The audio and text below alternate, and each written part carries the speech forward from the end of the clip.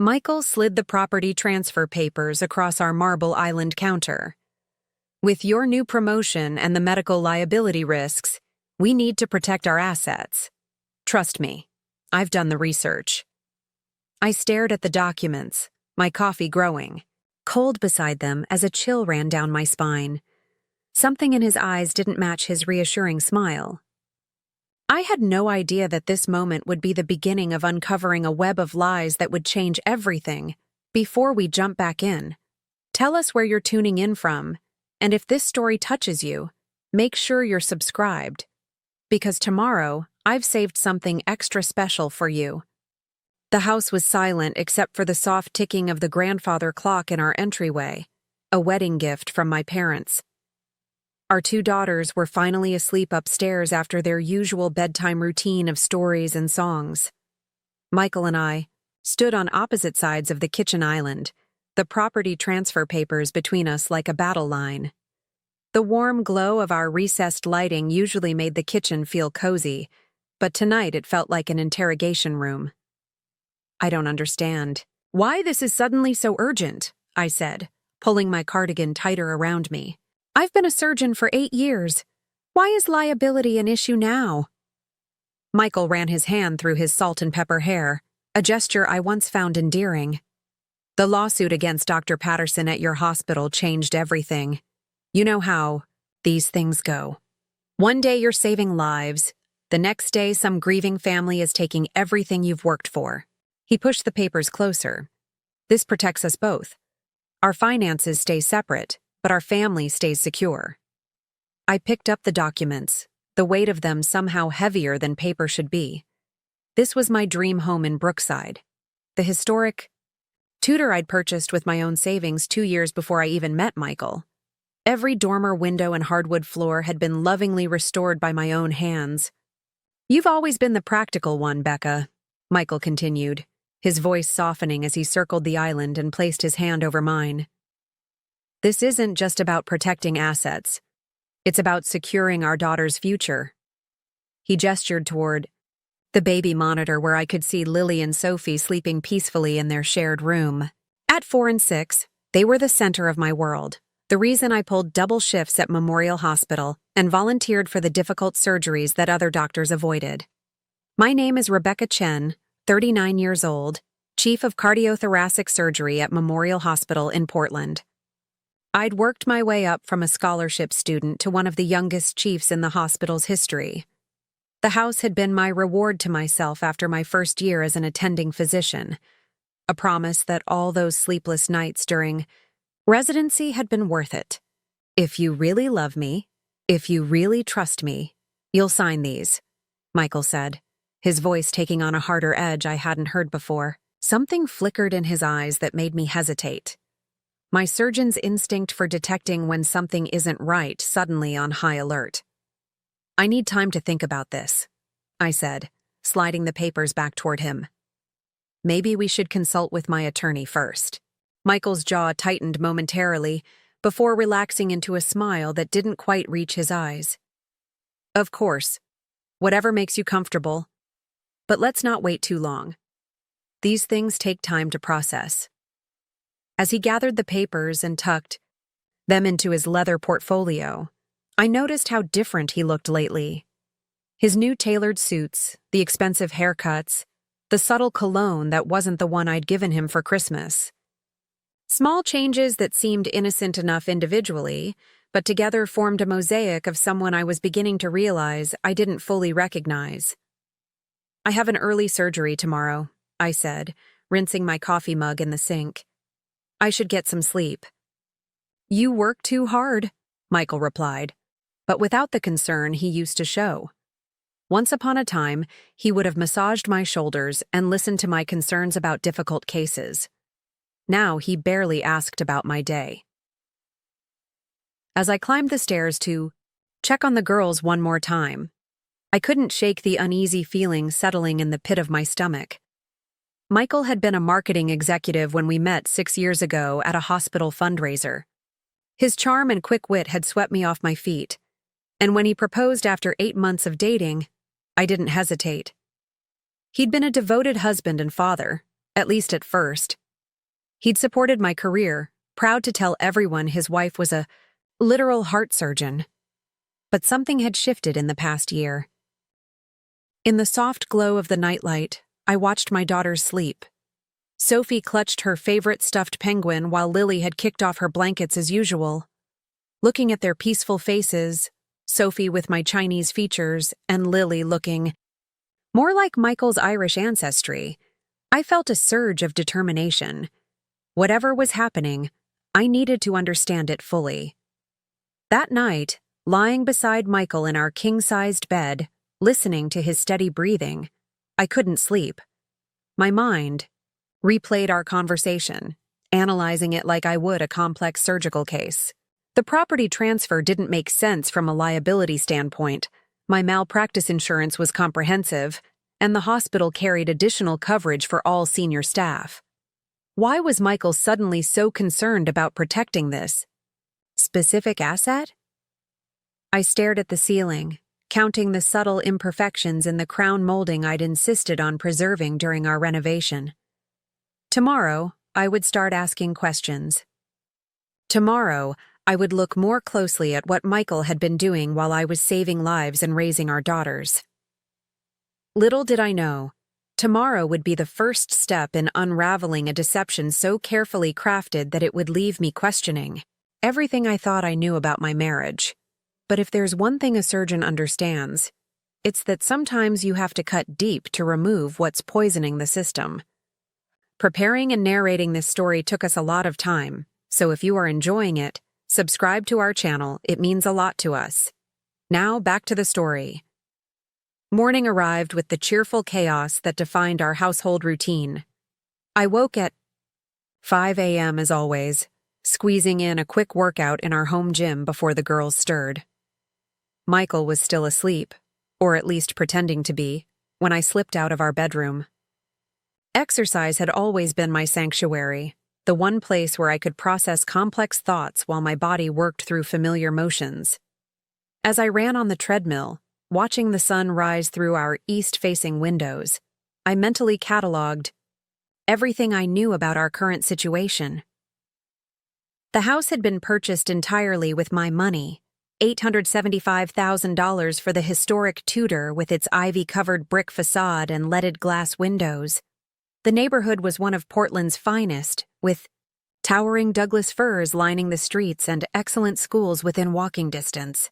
When I'd first walked through the worn oak door, I knew this was where I wanted to raise my future children, even though those children had been theoretical at the time. By the time the girls shuffled downstairs in their matching unicorn pajamas, I had breakfast ready, whole-grain pancakes shaped like hearts, a weekend tradition even on weekdays. Sophie, my serious 6-year-old, immediately noticed something was off. "You're thinking hard, Mommy," she said, studying my face with eyes that matched my own.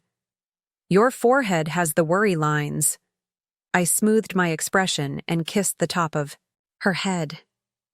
"Just planning a tricky surgery, sweetheart." Lily, 4 years old and perpetually in motion, climbed onto her booster seat.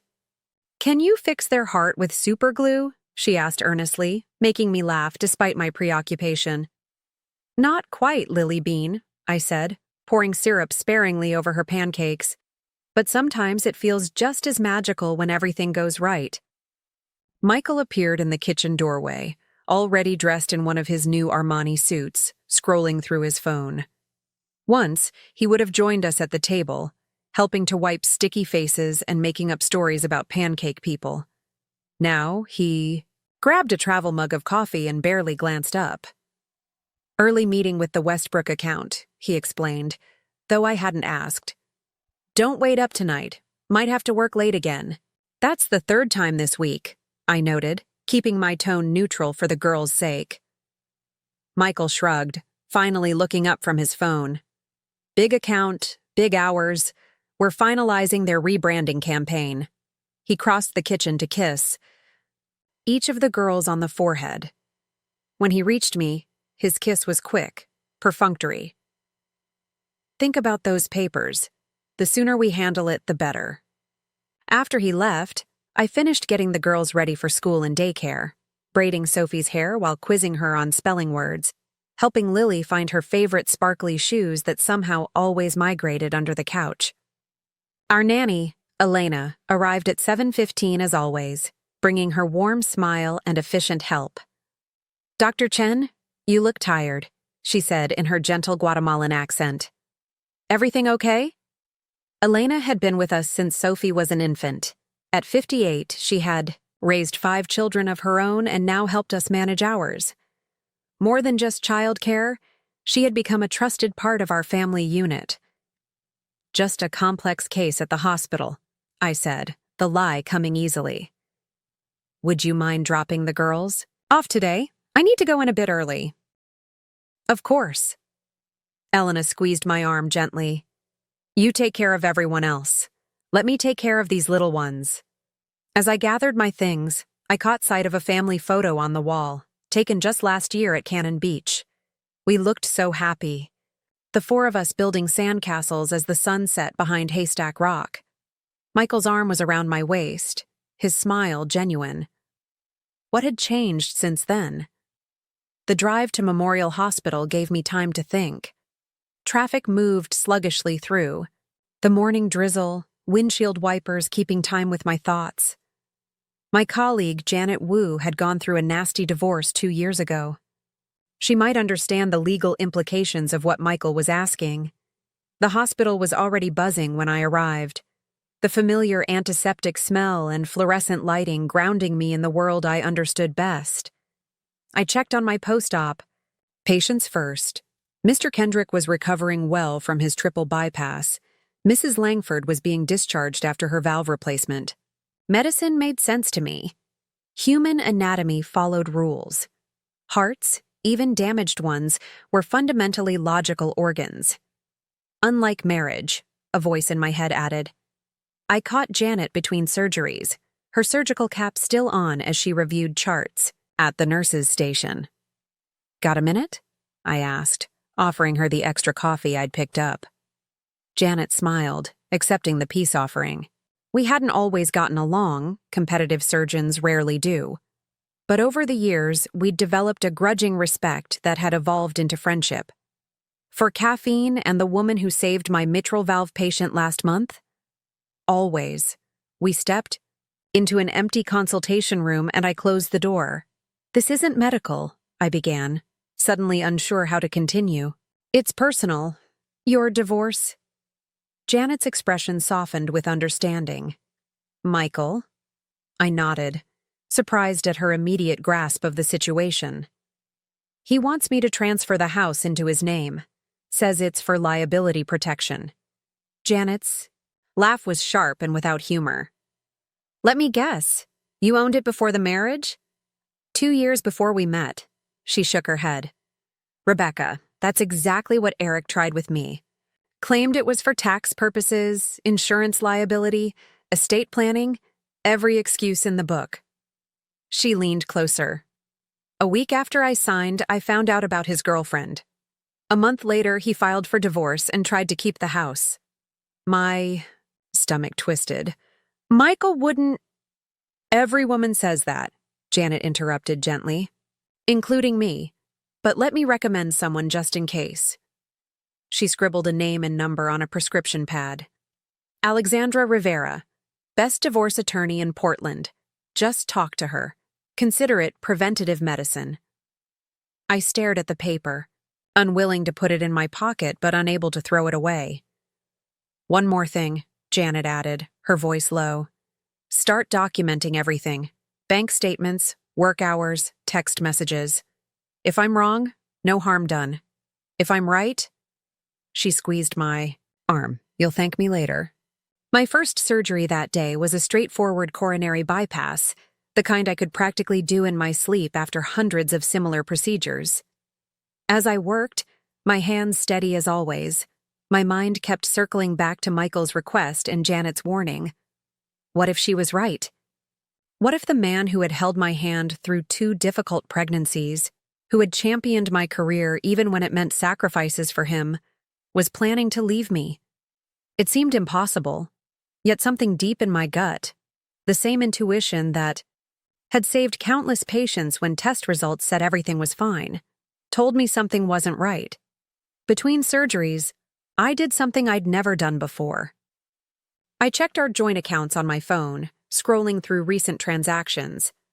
Most were routine: grocery stores, utility bills, the girls' dance lessons. But there were also charges I didn't recognize: a hotel downtown, an expensive jewelry store, restaurants we'd never visited together. Each discovery was like a small cut, not fatal on its own but painful nonetheless. By the time I finished my last procedure of the day, my surgical confidence had been replaced by personal uncertainty. I sat in my office, the nameplate on the T. Door. Rebecca Chen, MD, Chief of Cardiothoracic Surgery, suddenly feeling like it belonged to someone else. Someone who had her professional life together, but might be losing her personal one. I called Elena to let her know I'd be late. "The girls already had dinner," she assured me. "Take your time. We're making construction paper hearts for Valentine's Day." Valentine's Day. I'd almost forgotten it was next week. Michael and I had always made it special, even after the girls were born. Last year, he'd surprised me with a weekend getaway to Willamette Valley. This year, he hadn't mentioned any plans. Another small cut. Another piece of evidence. Instead of driving home, I found myself following the GPS directions to Alexandra Rivera's law office. Just a consultation, I told myself. Just information. But as I parked outside the modest building in the Pearl District, I knew I was crossing a threshold. Whatever I learned inside might change everything, and there would be no going back. Alexandra. Rivera's office wasn't what I expected. Instead of the sleek, intimidating space I'd imagined, it was warm and inviting. Walls painted a soft sage green, comfortable furniture, and plants thriving in every corner. The woman herself matched the environment, in her early 50s with silver-streaked dark hair and kind eyes that missed nothing. "Dr. Chen," she said, extending her hand. "Janet called ahead. I stayed late specially for you." "I appreciate that," I replied, suddenly feeling foolish. "Though I'm not entirely sure why I'm here." Alexandra gestured for me to sit. "Most people aren't sure at first. They just know something feels wrong." She settled across from me, not behind a desk, but in an identical armchair. "Why don't you start by telling me about the house?" For the next 30 minutes, I explained everything. How I'd purchased the tutor before meeting Michael, our marriage, the arrival of our daughters, and now his sudden insistence on transferring the property into his name. Alexandra listened, without interrupting, occasionally making notes. "From a legal standpoint," she said when I finished, "there's no valid reason for this transfer. As separate property acquired before marriage, your house already has substantial protection from any potential medical liability claims. In fact, transferring it to your husband's name could actually expose it to more risk, not less. So he's lying about the reason," I said, the words difficult to voice. Alexandra's expression was sympathetic but direct. "In my experience, yes, this request is a red flag. Combined with the changes in behavior you've described, new clothes, late nights, unexplained expenses, I'm concerned about what might be happening behind the scenes." "You think he's having an affair?" The possibility had been lurking in my mind since my conversation with Janet, but saying it aloud made it suddenly terrifyingly real. "I think you need to protect yourself while you determine what's really going on," Alexandra corrected gently. "I'm not telling you to file for divorce tomorrow. I'm suggesting you gather information before making any decisions, especially about property transfers." She handed me a folder. "This contains some basic information about marital property laws in Oregon, as well as a checklist of documents you should secure copies of: financial statements, property deeds, insurance policies. Start there." As I left her office, the drizzle had turned to a steady rain, matching my mood. I sat in my car, watching water stream down the windshield, blurring the streetlights into glowing orbs.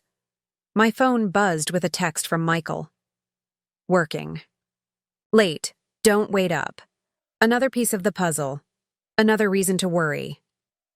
The house was quiet when I arrived home. Elena had left a note saying the girls were bathed and in bed, with Sophie reading to Lily before sleep, as they loved to do. I crept upstairs and found them both asleep in Sophie's bed, a picture book open between them.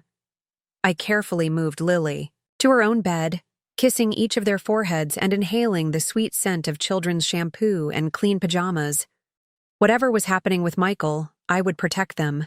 That much I knew with absolute certainty. Downstairs, I poured myself a glass of wine and opened my laptop. The folder Alexandra had given me sat on the counter, a tangible reminder of my suspicions. Following her advice, I began the process of gathering information. Our banking records showed several large withdrawals over the past few months. Money moved to an account I didn't recognize. Credit card statements revealed patterns. Restaurants downtown on nights Michael was working late, charges from hotels despite no business trips on his calendar, a recurring monthly charge for a storage unit I knew nothing about. By midnight, I had compiled a disturbing collection of evidence, but nothing definitive. No smoking gun, just a series of questionable transactions and behaviors that could, perhaps, be explained away. But the surgeon in me knew that when symptoms clustered, like this, a diagnosis was usually clear. I closed my laptop as headlights swept across the living room window. Michael was home. I quickly gathered my papers and wine glass, retreating to our home office. Through the cracked door, I watched him enter, loosening his tie and checking his phone one last time before putting it away. He moved differently now.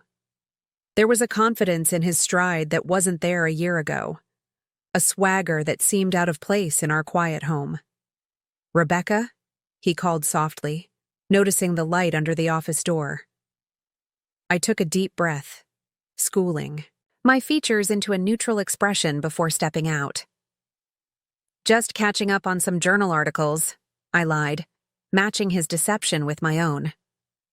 "How was your meeting?" "Productive," he said vaguely, heading to the kitchen. "The Westbrook campaign is really coming together. They loved our pitch." I followed him, watching as he poured himself a scotch. "You've been working with them a lot. Lately?" Michael nodded, not meeting my eyes. "Biggest client we've landed in years. The whole team's been putting in extra hours." "The whole team?" I asked, keeping my tone casual. "Or just you?" He looked up, a flicker of something, annoyance, concern, crossing his face. "What's that supposed to mean?" I shrugged, channeling the calm I maintained in the operating room, even during the most tense procedures. "Nothing. Just wondering if I should be sending dinner to the office for everyone. Seems like they're keeping you there most nights." "That's not necessary," he said quickly. "We order in." He finished his drink in one swallow. "I'm beat. Coming." "To bed?" "In a bit," I replied.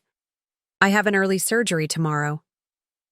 Alone again, I leaned against the kitchen counter, my heart racing despite my outward calm. The way he'd avoided my eyes, the defensiveness in his tone. These were new behaviors, and they confirmed my growing suspicions. Michael was hiding something significant, and I was increasingly certain it involved another woman. The next morning, I made a decision. I would follow Alexandra's advice and gather more concrete evidence before confronting Michael. If he was, indeed, planning to leave me, I needed to be prepared, emotionally and legally. After dropping the girls at school myself, I drove to the hospital parking lot and called the number on the mysterious storage unit receipt. The facility was in Southeast Portland, an area we rarely visited. With a convincing story about being Michael's wife who had lost the key, I managed to get the unit number from the sympathetic clerk. "Your husband's been a regular lately," she added. "Usually comes by on Tuesdays and Thursdays." Today was Thursday. I had a gap in my surgery schedule between 2 and 4 p.m. It was risky, but I needed to know what was in that storage unit.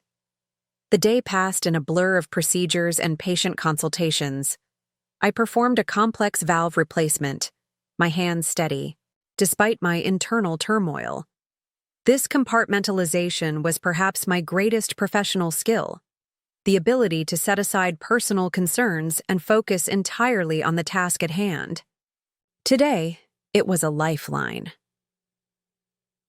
At 2:15, I changed out of my scrubs and headed to Southeast Portland. The storage facility was a modern building with keypad entry and security cameras. I parked across the street, positioning myself with a clear view of the entrance.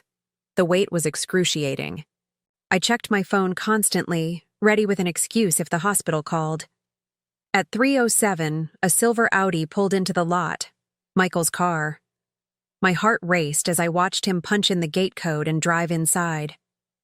20 minutes later, he emerged and drove away, apparently not noticing my car among the many parked on the busy street.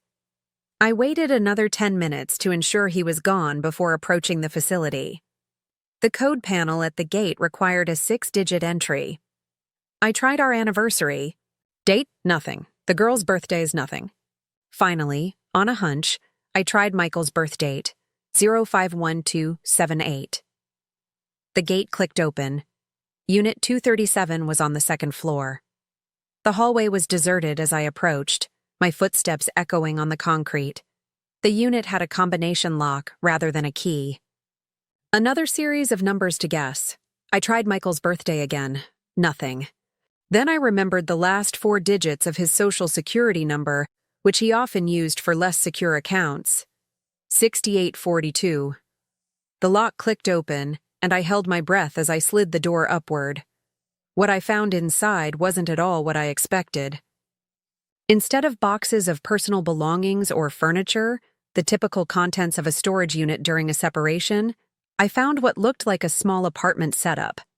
A futon with expensive-looking bedding, a dresser with men's clothing neatly folded inside, a small table with 2 chairs, wine glasses, framed artwork leaning against the wall, modern pieces I'd never seen before. But what caught my eye was a large corkboard covered with papers. Drawing closer, I realized I was looking at real estate listings, condominiums in the Pearl District, all in the same luxury building. Several were circled in red marker, with handwritten notes in Michael's distinctive scrawl. Perfect view for A. A will love the soaking tub. Close to A's office. A. Who was A? My mind raced through Michael's colleagues, trying to match the initial to a name. Then I saw it. A photograph pinned to the corner of the board. Michael with his arm around a woman I'd never seen before. She was stunning. Tall, blonde, probably in her early 30s. They were standing in front of one of the condos from the listings, champagne glasses in hand, both beaming at the camera, written across the bottom of the photo in flowing script. To our new beginning. Love, Adrienne. My legs nearly gave out. I leaned against the dresser, my heart pounding in my ears. This wasn't just an affair. This was a complete second life being constructed, piece by piece, right under my nose. And the house transfer, it wasn't about tax purposes or liability protection. It was about liquid assets. If the house was in his name, Michael could sell it, perhaps to finance this new life with Adrienne. With shaking hands, I took photos of everything: the room setup, the corkboard, the real estate listings, the incriminating photo. Then, careful to leave everything exactly as I'd found it, I locked the unit and left, the evidence safely stored on my phone. Driving back to the hospital, I alternated between blinding rage and numbing shock. 6 years of marriage, 2 beautiful daughters, countless shared dreams, all apparently meaningless to the man I thought I knew better than anyone. My phone rang as I pulled into the hospital parking lot. Michael's name flashed on the screen. I let it go to voicemail, uncertain whether I could speak to him without revealing what I now knew. The voicemail notification appeared moments later. "Hey, babe." His voice sounded casual, normal. "Just checking. To see if you'll be home for dinner." I was thinking we could talk more about those papers tonight. Love you. Love you. The words that once brought comfort now felt like acid burning through my chest. I sat in my car, staring at the hospital entrance, trying to decide what to do next. One thing was clear. I needed more information before confronting him, and I needed to protect what was mine. Part 4R. Part 4. Investigation. Beginsy barely remember performing my afternoon procedures. Muscle memory and years of training carried me through while my mind churned with what I'd discovered.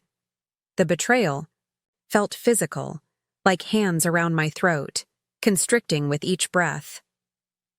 By the time I finished my last surgery, I'd made a decision. I wouldn't confront Michael yet, not until I had a complete understanding of what I was facing. Elena called. As I was leaving the hospital, "Dr. Chen, the girls are asking for pizza night. Is that okay? Also, your husband called to say he'll be home by 7. I glanced at my watch. 5:30. Pizza is fine, Elena. I'll be home in about an hour. Instead of driving straight home, I made a detour to Alexandra Rivera's office, calling from the car to see if she was still there. Luck was on my side.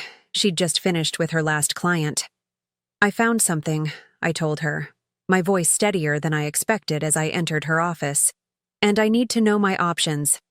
Alexandra listened without interruption as I described the storage unit and showed her the photos on my phone.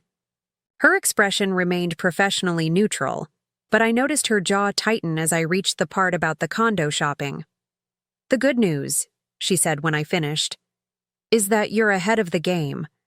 Most clients come to me after being blindsided by divorce papers. You have the advantage of preparation. What should I do next? I asked, feeling oddly detached now that I was discussing the situation in legal terms rather than emotional ones. Alexandra tapped her pen against her legal pad. First, we secure your finances. Any joint accounts should be separated immediately, not emptied.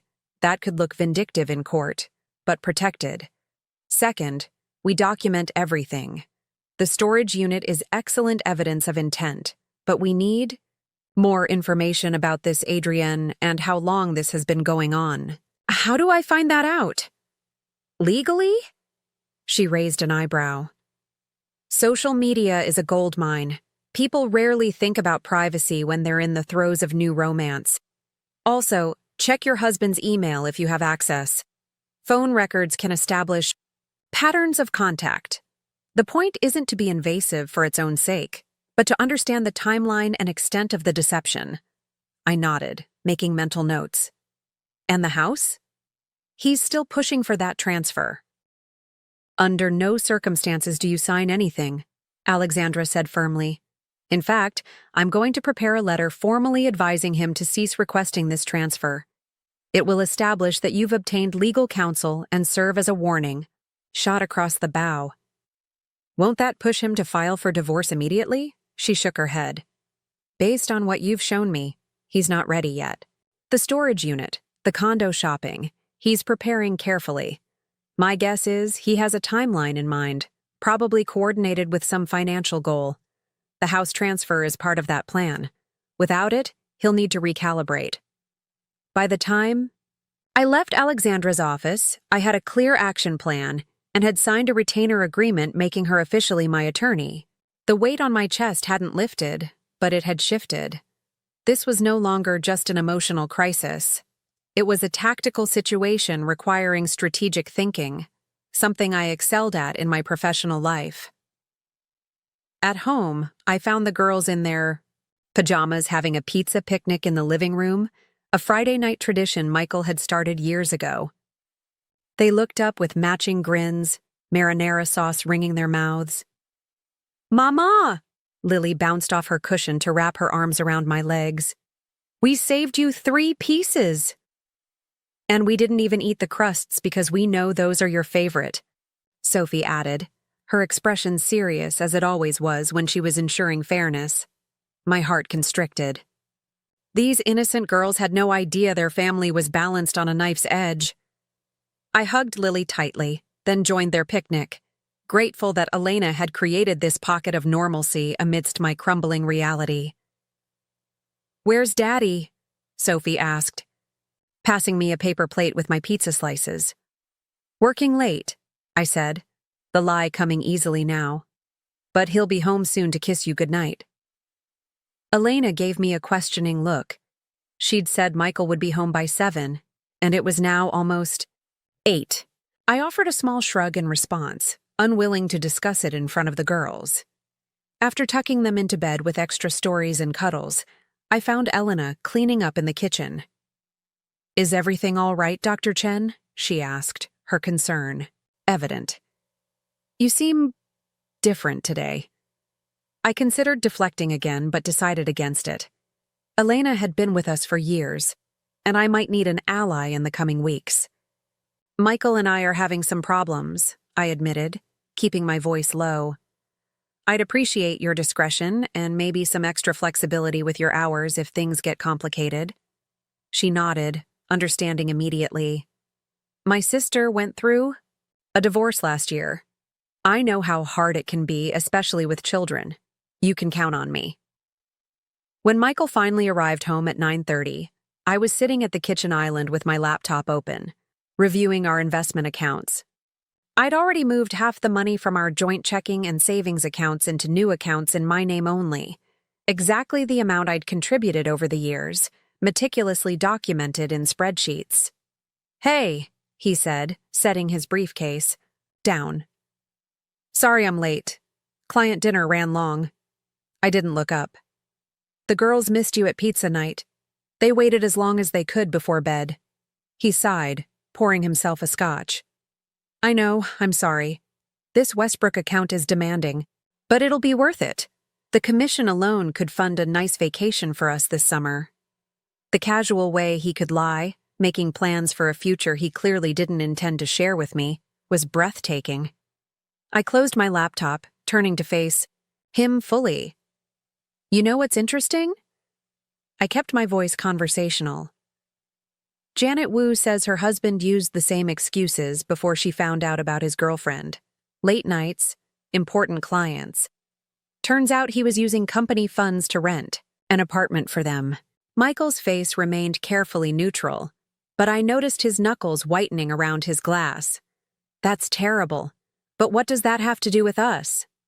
"Nothing, I hope," I replied, standing to put my empty wine glass in the dishwasher. "Just an observation. You've been working such long hours lately, I worry about you." He approached me then, setting his glass down to put his hands on my shoulders. The touch that once brought comfort now made my skin crawl. "You don't need to worry about me, Becca. Everything I do is for this family." The sincerity in his eyes was almost convincing. Had I not seen the evidence with my own eyes, I might have believed him. Instead, I nodded and stepped out of his reach. "I have an early surgery tomorrow. I should get some sleep." "What about the house papers?" he asked, his tone carefully neutral. "Have you thought any more about them?" I paused at the doorway, looking back at him. "Actually, I have. I'll have an answer for you soon." That night, I lay awake listening to his even breathing beside me, feeling like I was sharing a bed with a stranger. The man I'd married, the father of my children, had constructed an entire secret life while maintaining the facade of a devoted husband. The surgical precision of his deception was almost admirable from a technical standpoint, if it weren't so devastating. When morning came, I claimed a breakfast meeting with the hospital board and left early. Instead, I set up at a coffee shop with my laptop and began what Alexandra had called digital reconnaissance. First, I searched for Adrian on social media. Adrian alone yielded too many results, but adding Michael's workplace, Madison, marketing group, narrowed the field considerably. Within minutes, I found her, Adrian Levine, account director at Madison, hired about a year ago according to her LinkedIn profile. Her Instagram was public, and I scrolled through it with growing nausea.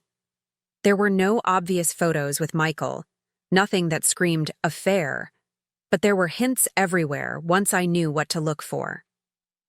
Check-ins at restaurants that matched charges on our credit card. A photo of champagne glasses with the caption "Celebrating Big Changes Ahead," posted on a night Michael had claimed to be at a client dinner. A shot of a sunset from what appeared to be one of the Pearl District condos I'd seen in the storage unit, captioned only with a heart emoji. Most damning was a close-up of a woman's hand with a distinctive emerald ring. The caption read, "Not an engagement ring yet, but the most meaningful gift I've ever received. Blessed off my love my life." The ring was identical to one I'd found on our credit card statement 3 months ago, a $3,800 charge at Tiffany that Michael had explained away as a gift for his mother's 70th birthday. I documented everything, taking screenshots and noting dates. Next, I moved on to phone records. Michael and I shared a family plan, and I had access to all the detailed billing. I downloaded the last 6 months of records and searched for patterns. One number appeared consistently, multiple calls, and texts each day, often late at night or early in the morning. I did a reverse lookup and confirmed it belonged to Adrienne Levine. By noon, I had compiled a devastating timeline. The affair had been going on for at least 10 months, possibly longer. The frequency of contact had increased significantly in the past 3 months. Around the same time, Michael had started pushing for the house transfer. The timeline supported Alexandra's theory that he was working towards some kind of deadline or plan. I was about to close my laptop when a new email notification appeared from our joint account with Portland Community Bank. The subject line read, "Loan application status update." With growing dread, I opened it to find a confirmation that your application for a home equity line of credit has been approved. The amount was staggering, $500,000, nearly half the current value of my house. And the application had been submitted just 3 days ago, using our joint email account that I rarely checked. This was it, the smoking gun. Michael wasn't just planning to leave me. He was planning to drain the equity from my house before he did. The house transfer wasn't going to happen quickly enough for whatever timeline he had with Adrienne, so he'd found another way to access the money. And since we were still married, he technically had the right to apply for the loan without my signature, as long as his name was on the property, which it wasn't. Yet, I called Alexandra immediately. "He's trying to take out a home equity loan on my house," I explained, my voice shaking with anger. "But he can't do that without my signature on the loan documents, right? Since the house is solely in my name?" "Correct," she confirmed. "But be careful. If he's gotten this far in the application process, the bank may have already run credit checks and verified employment. He might try to forge your signature or pressure you to sign when the final papers come." "What should I do?" "Call the bank immediately. Tell them you did not authorize this application and you want it canceled. Then, place a freeze on your credit with all 3 major bureaus to prevent any further attempts. And Rebecca? Yes? Don't go home right away. If he gets notification that the loan application was canceled, his timeline will be disrupted. He might become unpredictable." The calm, clinical part of my brain, the surgeon who had faced countless life-or-death situations, took over. I called the bank and spent 40 minutes on the phone with increasingly senior representatives, finally speaking with the loan officer directly. "I'm very concerned about how this application was processed without my verification," I said firmly. "The property in question is in my name only, and I never authorized this loan." By the end of the call, the application had been canceled and a fraud alert placed on my account. Next, I placed freezes on my credit reports, ensuring that no new credit could be opened in my name without my explicit permission. Finally, I called Janet. "Can the girls and I stay with you tonight?" I asked without preamble. Janet, bless her, didn't ask for details. "Of course. Eric has the kids this weekend, so I have plenty of room. Is everything okay?" "No," I admitted. "But it will be." I spent the rest of the afternoon in surgeries, my mind compartmentalizing as it always did during procedures. When I Finished, I called Elena and arranged for her to pack overnight bags for the girls and meet me at Janet's apartment. Only then did I call Michael. "The girls and I are staying at Janet's tonight," I said when he answered. "Girls' night. We'll be back tomorrow afternoon." "What? Why didn't you tell me earlier?" His voice held a note of tension I hadn't heard before. "Last-minute plan. Sophie's been asking for a sleepover with Janet's daughter for ages." The lie rolled off my tongue, smoothed by the greater deception he had orchestrated. "I was hoping we could talk about the house papers tonight," he said, the tension more pronounced. "Tomorrow is better. I've been giving it a lot of thought, and I have some questions." I kept my tone light, as if we were discussing nothing more significant than paint colors. After hanging up, I sat in my car in the hospital parking lot, hands gripping the steering wheel. In less than 48 hours, my entire world had shifted on its axis. The life I thought I had was a carefully constructed illusion.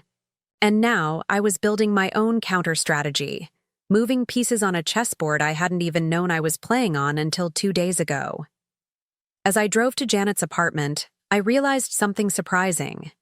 Behind the hurt and betrayal, behind the righteous anger and fear for my children's future, there was something else. A cold, clear certainty that Michael had seriously underestimated who he was dealing with.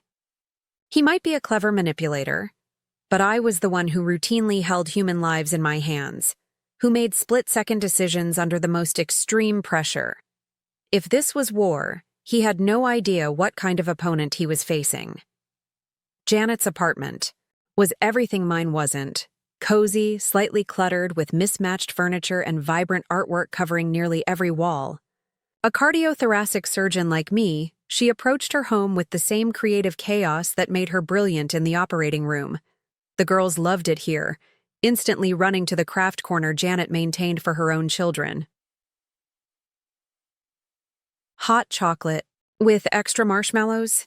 Janet asked them, receiving enthusiastic nods in response. As soon as they were settled with their treats and a Disney movie, she pulled me into her kitchen. "Spill," she demanded, pouring us each a glass of wine. "And don't give me that girls' night nonsense you told Michael." I hesitated, then pulled out my phone and showed her the photos from the storage unit. Her eyes widened as she swiped through them, a string of increasingly creative expletives escaping under her breath. "That son of a—" She caught herself, glancing toward the living room where the girls were giggling at the movie. I knew something was off about him lately, but this is next level. "There's more," I said, and proceeded to tell her about the home equity loan application. Janet's face darkened with each new detail. "This is calculated, Rebecca. This isn't just some affair that got out of hand.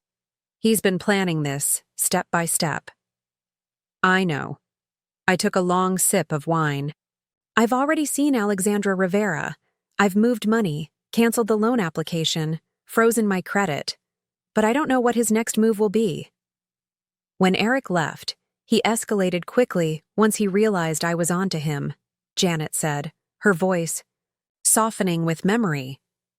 "Men like that, men who spend months or years constructing elaborate deceptions, they don't respond well when their carefully laid plans fall apart." "I'm worried about how to tell the girls," I admitted, glancing toward the living room where Sophie and Lily were now building a blanket fort, the movie forgotten. "They adore him," Janet squeezed my hand. "One step at a time. Right now, focus on protecting yourself legally and financially. The emotional stuff comes later." She was right, of course. The surgeon in me recognized the triage principle. Address the immediately life-threatening conditions first, then move on to the serious but stable injuries. My broken heart would have to wait. That night, I slept fitfully. On Janet's pull-out couch, the girls curled up beside me. My phone buzzed repeatedly with texts from Michael, each more irritated than the last. "Where exactly are you staying at Janet's? Why aren't you answering my calls? Is this about the house papers? We need to talk about this. Rebecca, call me. This is ridiculous." I responded only once, keeping it simple. Girls are asleep. We'll talk tomorrow. Morning brought a flurry of activity. Pancakes with the girls, a video call with Alexandra to update her on the loan situation, and a steady stream of increasingly demanding texts from Michael. By noon, I'd made a decision. I would return home with the girls as planned, but not before taking additional precautions.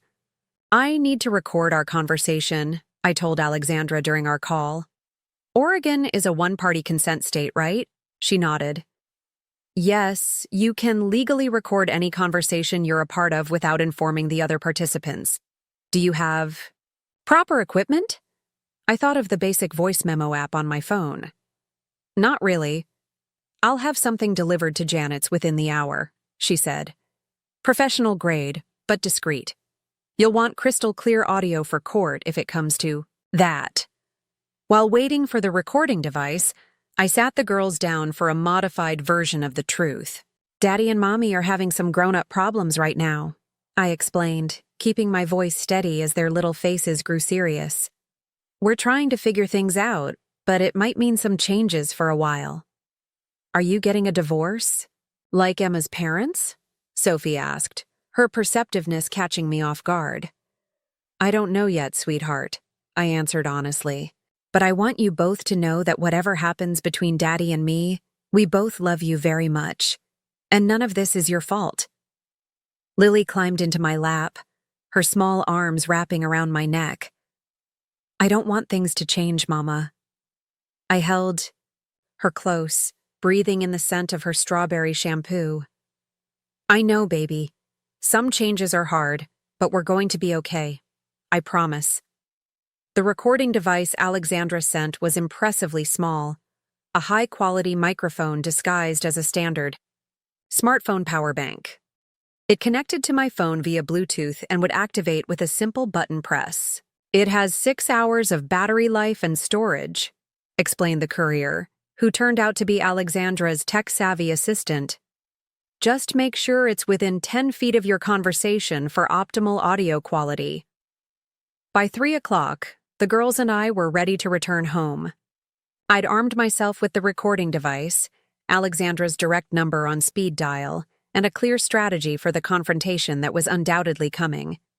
Call me if you need anything, Janet said as we hugged goodbye. Day or night. And remember, what I told you about Eric. Once Michael realizes his plan is compromised, he might try anything. Be careful.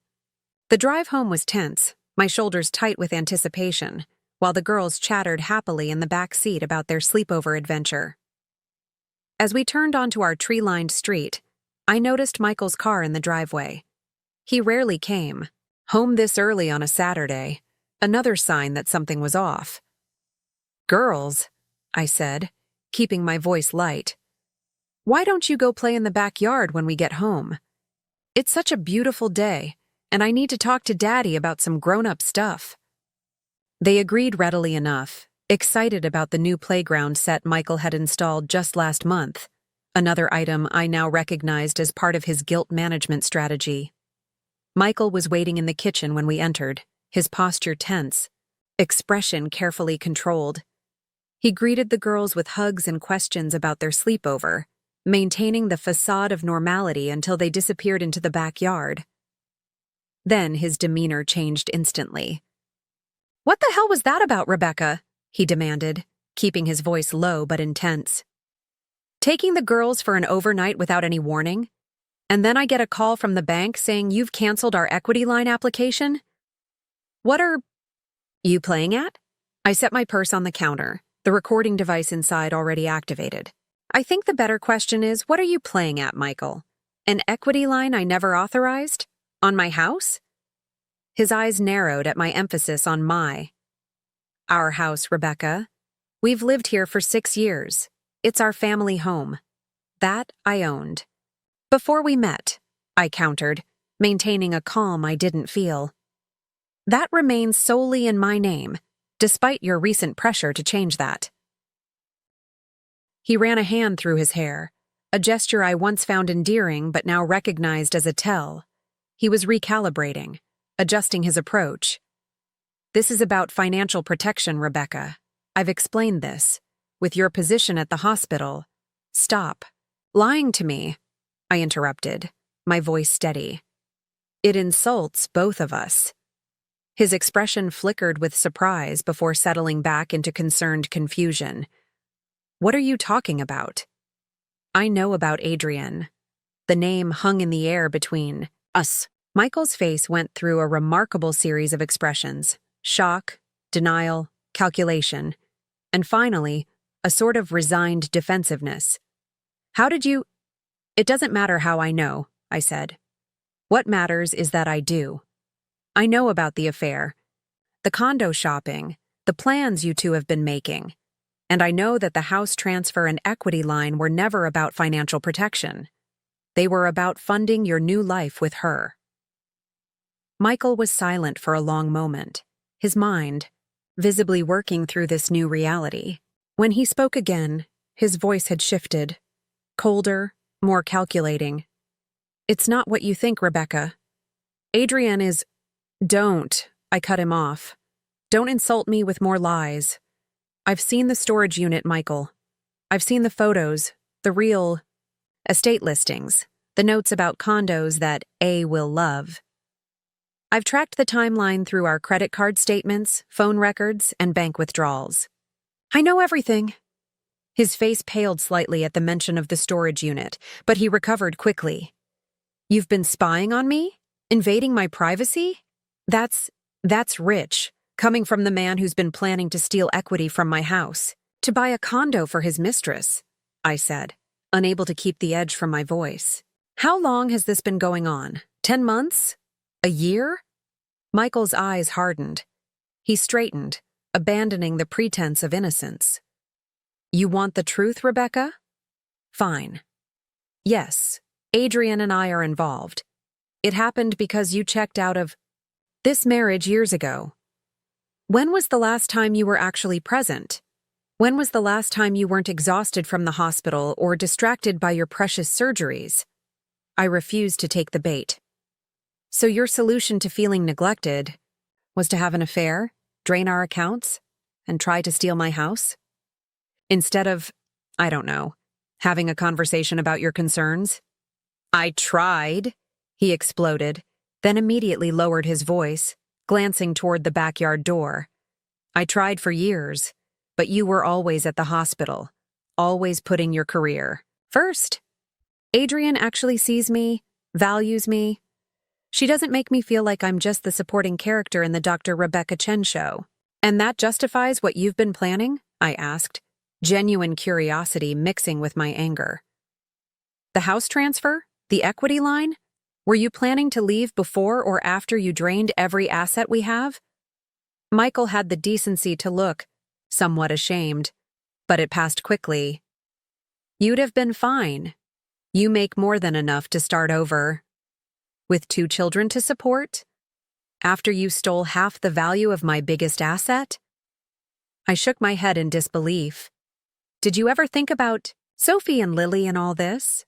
Or were they just collateral damage in your quest for happiness with Adrian? At the mention of the girls, something in Michael's expression changed. A flicker of genuine pain crossed his face. Of course I thought about them. I love my daughters. The plan was joint custody, weekend visits. They'd have had 2 homes, 2 families who loved them. While their mother struggled to rebuild financially from your theft, I finished for him. How generous of you. We stood in silence for a moment, the enormity of the situation settling around us. Outside, I could hear the girls laughing on the swing set, blissfully unaware that their world was fracturing inside these walls. What now? Michael finally asked, his voice smaller. Now, I said, you need to leave. Pack a bag and go to your storage unit apartment, or to Adrian's, or wherever you've been spending your evenings. But you can't stay here. His expression hardened again. You can't kick me out of my own home. Actually, I can, I corrected him. The house is in my name. I've spoken with my attorney, and legally, I have every right to ask you to leave. Don't make this uglier than it needs to be, Michael. Not with the girls right outside. He stared at me for a long moment, calculation evident in his eyes. Then, without another word, he turned and headed upstairs. I listened to his footsteps overhead, the opening and closing of drawers, the zip of a suitcase. My heart pounded in my chest, but my hands were steady, surgeon's hands, trained to remain calm even when everything was falling apart. 20 minutes later, he came downstairs with a large duffel bag. His face was composed again, the mask of control firmly back in place. "This isn't over, Rebecca," he said quietly. "You've had your dramatic moment, but reality will set in. How are you going to manage the girls with your schedule? Who's going to handle school pickups, doctor's appointments, sick days? Elena can't be here 24/7. It was his last attempt to shake my resolve, targeting my deepest insecurity as a working mother. But I'd anticipated this. "We'll manage," I said simply. "We always have. The difference is that now we won't have to worry about you stealing from us while we do it." His jaw tightened at that, but he said nothing more. At the door, he paused. "I want to say goodbye to the girls." I nodded. "Keep it simple. Tell them you have a work trip. We'll figure out how to explain the rest later." I watched from the kitchen window as he went into the backyard. Sophie and Lily ran to him immediately, and he knelt to hug them both. Whatever he said made them nod solemnly, then smile as he tickled them one last time. The sight sent a fresh wave of pain through me. Despite everything, he did love them. That, at least, wasn't a lie. When he was gone, I sat at the kitchen island and finally let myself cry. Silent tears tracking down my face. Not for the man who had betrayed me, but for the family we'd been, for the memories that would now be tainted, and for my daughters who would soon learn that their family had fundamentally changed. The recording device continued to capture my quiet sobs, one more piece of evidence in the battle I now knew was just beginning. That night, after the girls were finally asleep, I sat in my home office surrounded by the evidence I'd gathered. The photos from the storage unit, printed and arranged chronologically. Bank statements highlighted in yellow where suspicious withdrawals occurred. Phone records with Adrian's number circled in red. Credit card statements with restaurant charges. Hotel stays, jewelry purchases, all laid out in a damning timeline. The recording of our confrontation played softly from my laptop, Michael's voice alternating between defensive and accusatory. I'd listened to it 3 times already, struck by how quickly he'd abandoned the pretense of innocence when cornered. There had been no real remorse in his voice, only frustration at being caught. I picked up a framed photograph from my desk, our family at Cannon Beach last summer. Michael and I stood behind the girls, all of us smiling into the camera, waves crashing behind us. We looked happy. We looked whole. Had it all been a lie even then? My phone buzzed with a text from Alexandra. "How did it go?" I typed back. "He's gone. Recording captured everything. Meeting tomorrow?" Her response came quickly. "My office, 10 am. Bring everything. And Rebecca? Try to get some sleep. The hardest part is over." But was it? Michael had left without much resistance, but his parting words echoed in my mind. This isn't over. I knew him well enough to recognize the threat beneath the statement. He wouldn't simply accept defeat and walk away. Not when his carefully constructed plan had fallen apart so completely. I jumped at a sound from downstairs, then realized it was just the house settling. The familiar creaks and groans of the old tutor that had always brought me comfort were now making me paranoid. I'd already checked all the doors and windows twice, something I'd never felt the need to do when Michael lived here. The irony wasn't lost on me. I'd felt safer with the threat sleeping beside me, unaware that it was there. Sleep proved elusive. I lay in bed staring at the ceiling, my mind churning through possible scenarios. What would Michael do next? How would I balance the emotional needs of my daughters with the demands of my career as a single mother? Could I trust that Michael wouldn't try to turn the girls against me during this process? Around 3 a.m., I gave up on sleep and went down to the kitchen. As I waited for the kettle to boil for tea, my gaze fell on the property transfer papers that still sat on the counter where Michael had left them days ago. I picked them up, reading the legal language carefully for the first time. What I found made my blood run cold. The documents weren't just a simple property transfer. They included clauses that would have given Michael power of attorney over all my financial affairs, authority to make medical decisions on my behalf, and access to my retirement accounts and life insurance policies. It was far more comprehensive than he had ever indicated. A complete financial takeover disguised as a liability protection measure. I sank onto a kitchen stool, papers trembling in my hands. If I had signed these documents, I would have essentially handed Michael control over everything I owned. The house would have been just the beginning. This wasn't just about funding a new life with Adrienne. This was about systematically stripping me of my assets while maintaining the appearance of a concerned husband. The calculated nature of the deception was staggering. With shaking hands, I took photos of every page, then placed the documents in a sealed envelope for Alexandra. This was beyond a betrayal of trust. It was financial predation of the highest order. As the sky began to lighten outside, a strange calm settled over me. The hurt and confusion of the past few days crystallized into something harder, clearer. This moment of absolute clarity brought with it a resolve I hadn't felt since my first solo surgery. I wasn't just fighting for my house or my assets anymore. I was fighting for my daughter's future and my own freedom from a man who had systematically planned to take everything from me. By the time the girls woke up, I had showered, dressed, and prepared a normal Saturday morning breakfast. Pancakes shaped like animals, fresh fruit, and hot chocolate with tiny marshmallows. I painted a smile on my face and answered their inevitable questions about Daddy's absence with practiced ease. Daddy had to go on a business trip, I explained, helping Lily cut her strawberries. He'll call you tonight before bedtime. But why didn't he say goodbye properly? Sophie asked, her perceptive nature making her harder to placate. He always packs his special suitcase for business trips, and he always lets us help. I maintained my calm expression. It was very sudden, sweetie. Sometimes grown-up work is like that. But you know what? Today we get to have a special day together. What would you like to do? The distraction worked, and soon they were debating between the Science Museum and the Botanical Garden. Elena arrived at 9:30, right on schedule despite it being a weekend.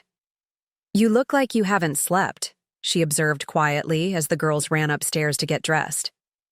I haven't, I admitted. But I'm clearer than I've been in a long time. Can you stay with them until about 1? I have a meeting I can't miss. Of course. She squeezed my arm gently. Take all the time you need. Alexandra's office was busy even on a Saturday morning. Her assistant ushered me into a conference room where Alexandra was already reviewing documents, her reading glasses perched on the end of her nose.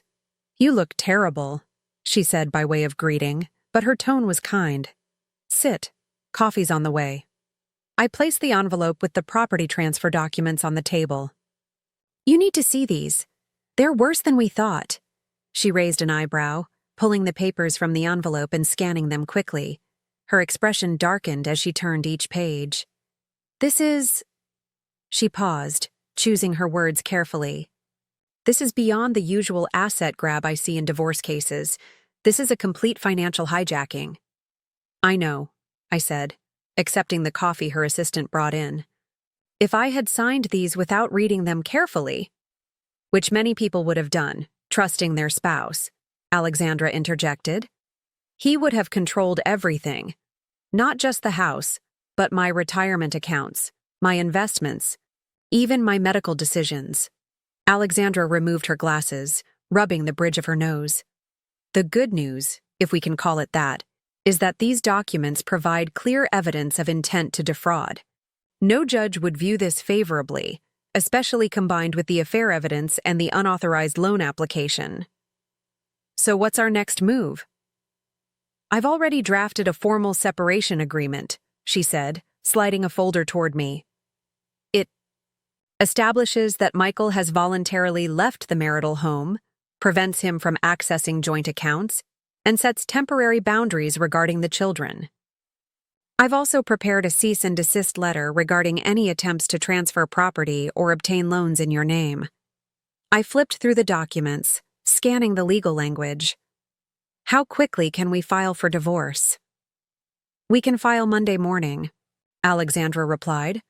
Oregon has a 90-day waiting period, but we can request temporary orders for custody and support immediately. And the house? As your premarital property with no contributions from Michael toward the mortgage or significant improvements, it should be protected. The fact that he attempted to fraudulently gain control of it actually strengthens our position. We spent the next hour going over strategy. Alexandra was thorough, anticipating Michael's potential moves and preparing counteractions for each. By the time we finished, I had a clear roadmap for the coming weeks. One more thing, Alexandra said as I gathered my belongings.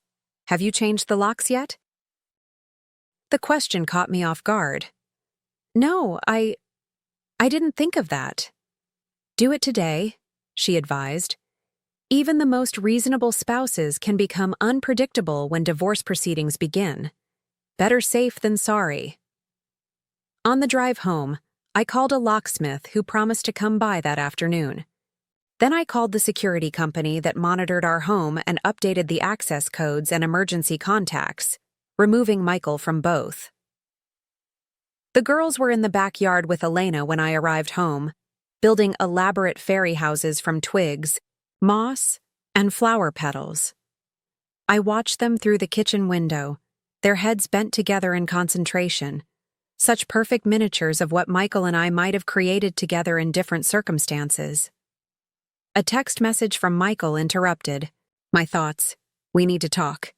This situation is ridiculous. I'm coming by at 5 to discuss custody arrangements for the week. I felt a flash of anger at his presumption, followed by a wave of anxiety. I wasn't ready to face him again so soon, especially not with the girls, at home. Not a good time, I texted back. The locksmith is here changing the locks, and the girls are confused enough already. I'll have my attorney contact you about a formal custody schedule. His response was immediate and angry. Changing the locks? Are you serious? This is my house too, Rebecca. You can't just lock me out. I didn't respond, instead calling Alexandra, to warn her that Michael might be escalating. She promised to send the cease and desist letter immediately via courier and advised me to call the police if he showed up and refused to leave.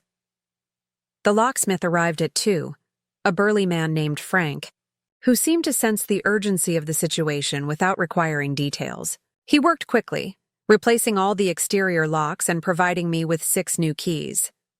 Consider upgrading to a smart security system, he suggested as he packed up his tools. They let you track who comes and goes, and you can change the codes, remotely if needed. I added it to my mental list of protective measures, right below update wills and beneficiaries, and secure important documents. At 4:30, I sent Elena home with profuse thanks and extra pay, not wanting her caught in the middle if Michael decided to ignore my text and show up anyway. I settled the girls in the den with a movie and snacks, positioning myself in the living room where I could see both them and the front door.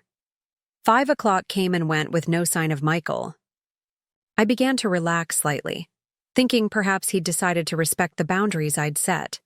Then, at 5:45, headlights swept across the front windows as a car pulled into the driveway. My heart raced as I peered through the curtains. It wasn't Michael's Audi. Instead, a sleek black BMW parked behind my car, and a woman emerged. Tall, blonde, and undeniably the same woman from the storage unit photo. Adrienne Levine had come to my house. The moment crystallized everything for me. This wasn't just about Michael's betrayal anymore. This was about 2 people who had conspired to take what was mine, my home, my security, my family. And now one of them had the audacity to show up at my door. I glanced toward the den, confirming the girls were still absorbed in their movie.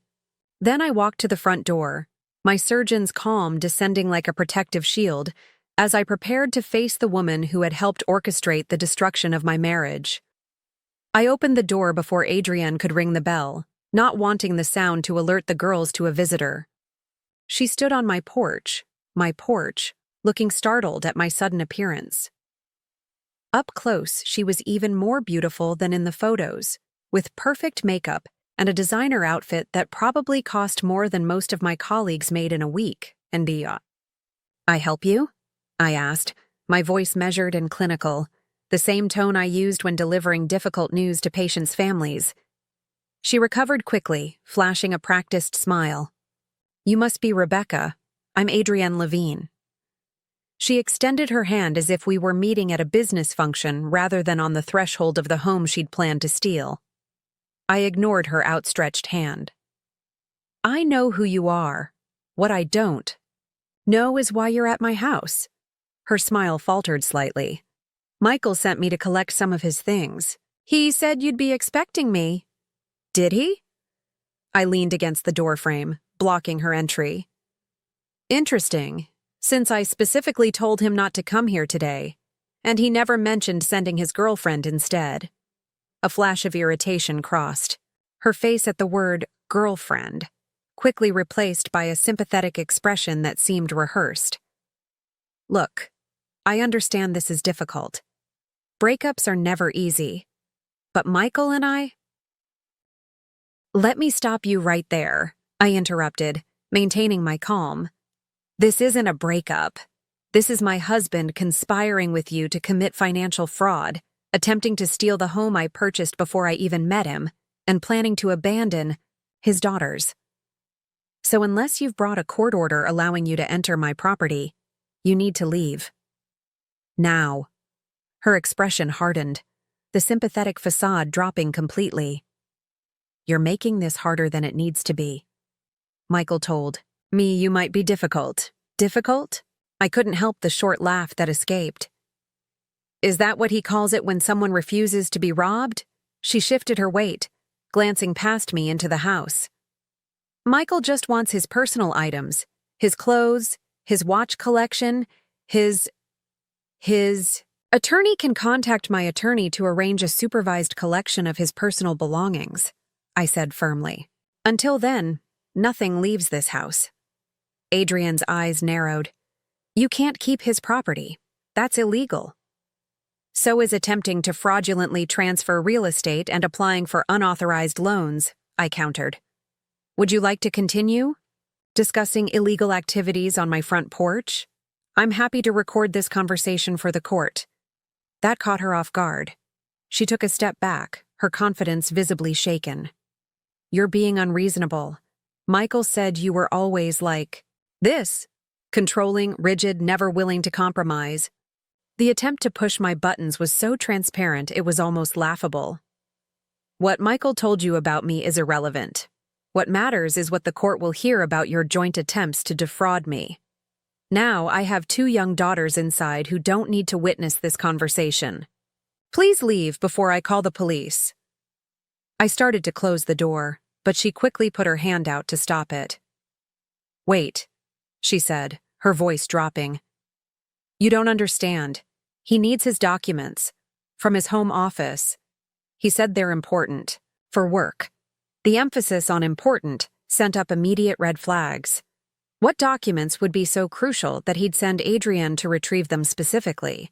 All of Michael's work materials will be properly cataloged and returned through legal channels, I said, pushing the door closed despite her resistance. Goodbye, Adrienne. I closed the door firmly and engaged the new deadbolt, watching through the peephole as she stood there for a moment, seemingly uncertain. Finally, she turned and walked back to her car, her phone already at her ear, undoubtedly calling Michael to report her failure. The moment she pulled away, I rushed to Michael's home office. If there were documents important enough to send Adrienne, for I needed to find them before he tried another approach. After a thorough search, I discovered a locked drawer in his desk containing an expanding file folder labeled MMG Financials, Confidential. Inside were 2 sets of books for Madison Marketing Group, the official records and shadow accounts showing money being diverted to Meridian Ventures, an LLC jointly held by Michael and Adrienne. The embezzlement totaled over $380,000. I photographed everything but left it in place, then called Alexandra and a white-collar crime attorney named Martin. Together, we devised a strategy. Use the evidence as leverage for a favorable divorce settlement while preparing to report the crimes if necessary. 2 days later, Michael showed up at the house unannounced, pounding on the door while I was preparing. "Dinner! Rebecca, open the door! This is my house too!" he shouted, loud enough for the neighbors to hear. I calmly asked the girls to continue coloring at the kitchen table and went to the door, opening it just enough to see him but blocking entry. "You need to leave, Michael. Any communication should go through our attorneys." His face was flushed with anger. "This is ridiculous. You can't just lock me out and hold my belongings hostage. I built this life too. Your life included embezzling from your company and attempting to steal my house," I said quietly, making sure the girls couldn't hear. "I know about Meridian Ventures. I've seen the documents." The color drained from his face. "You've been in my private files? That's in our marital home, in an office you abandoned when you chose to leave your family," I interrupted. "Alexandra has copies of everything, as does Martin Goldstein. I believe you know his reputation as a former federal prosecutor." Michael's expression shifted from anger to calculation. "What do you want?" "My attorney will contact yours tomorrow with settlement terms. I suggest you agree to them if you want to avoid Madison Marketing Group and the FBI learning about your creative accounting." His jaw tightened. "You wouldn't. Think about the girls. Their father in prison?" "I'm thinking about the girls," I said firmly, "about protecting their home and future from a man who was willing to sacrifice both for his girlfriend. The choice is yours. Accept the settlement or take your chances with fraud charges." A week later, Michael signed divorce papers giving me full ownership of the house, primary custody of the girls with generous visitation rights for him, and substantial child support.